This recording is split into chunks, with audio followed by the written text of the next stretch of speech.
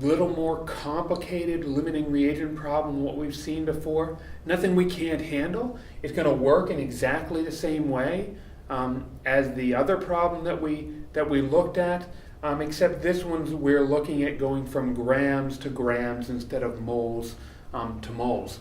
So in this problem we have aluminum, two aluminum atoms react with 3 molecules of chlorine gas to produce aluminum chloride.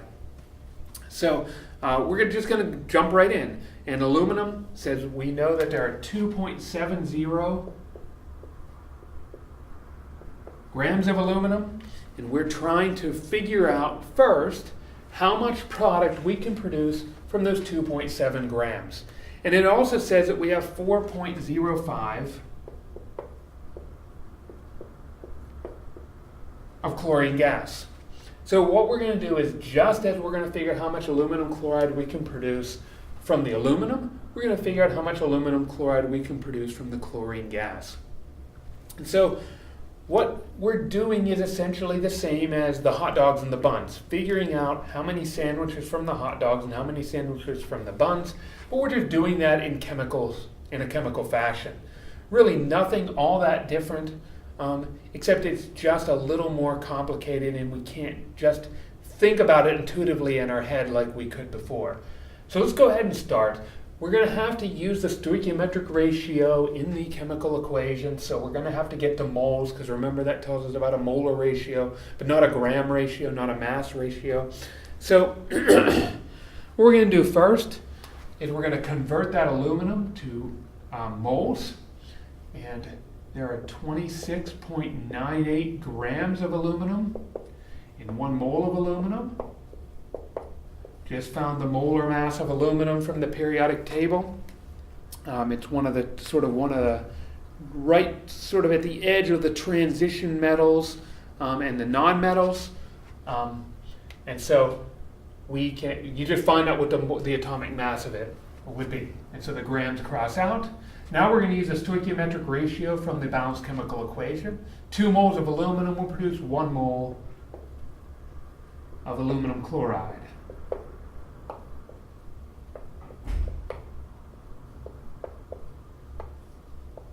All right, now I got a little ahead of myself there. I'm going to save myself one step. There are 2 different ways you can do this problem, and it just depends on who your teacher is or what your textbook is, which way you do it. I tend to be the type where I would say, okay, I'm just going to stop at moles of aluminum chloride. Because after the conversion to moles of aluminum chloride, you can convert it to grams using the molar mass. All right, so you can stop right here at moles and calculate how many moles would be produced, and you could calculate how many moles would be produced of chlorine, and then you could compare those 2 numbers and choose the smallest amount, or you could convert them both to grams, and then you could compare the grams.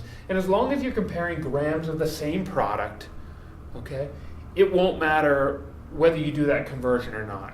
In this problem, I'm just going to go ahead and do it, although there are going to be times where I'm going to be lazy and I'm not going to do this extra step in both cases. I'll wait and figure out which one's the limiting reagent, and then I'll only do it once. So I know there's 1 mole of aluminum chloride. It's 266.66 grams. So the moles are gone. I'd be left with grams, and if I report this to the correct number of significant figures, I get 13.3 grams of aluminum chloride. Now I'm going to go through and do the same thing with the chlorine gas. I'd say 1 mole of chlorine gas is 70.90 grams of chlorine. Get rid of the grams of chlorine gas. Get my unit to moles, convert to moles. Then I'd say, okay, 3 moles of chlorine gas will produce 1 mole of aluminum chloride.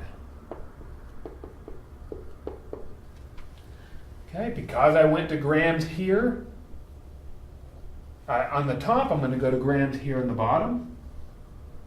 As long as you're comparing the same thing, it doesn't really matter, as I said before. So 1 mole of Al2Cl6 is 266.66 grams. So now I've converted to grams of product. And I end up with 5.08 grams of aluminum chloride. Just like with the hot dogs and buns, although we did it so quickly in our head we didn't even realize it, we're going to choose the smallest amount that we can produce. That would be our 5.08 grams of aluminum chloride.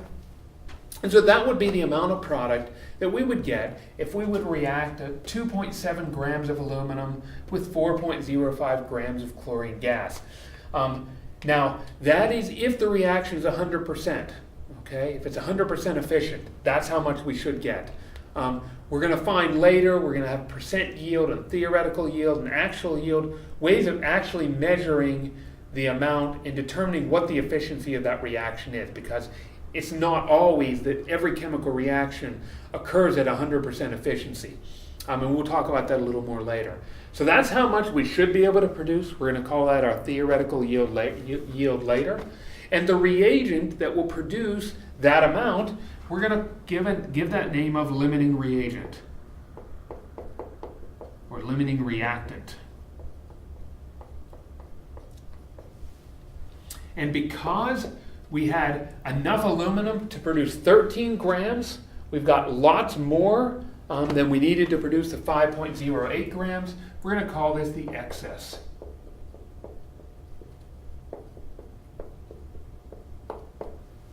So we figured out how much we can produce. We figured out the limiting reagent. We figured out the excess reagent. That's about what you're going to be expected to do in terms of a limiting reagent problem. Not a whole lot different from the hot dogs and buns, not a whole lot different from the other practice problem that we did. You can look in your textbook to find some more examples if you need to see a few more done. And then you can work the ones in the back of the chapter so that you can really get familiar with this. Limiting reagent or reactant problem is very common, and you will do problems like this your entire chemistry career. Even if that means I'm only going on to Chemistry 111 or I'm stopping here, the rest of the semester we'll be using them. In organic, you'll use limiting reagent, reactant all the time.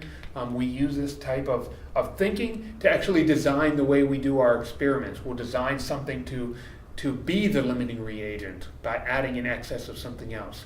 So a very important concept. This is how we handle it mathematically. And now you can go and get to work on becoming an expert at limiting reactant or limiting reagent problems.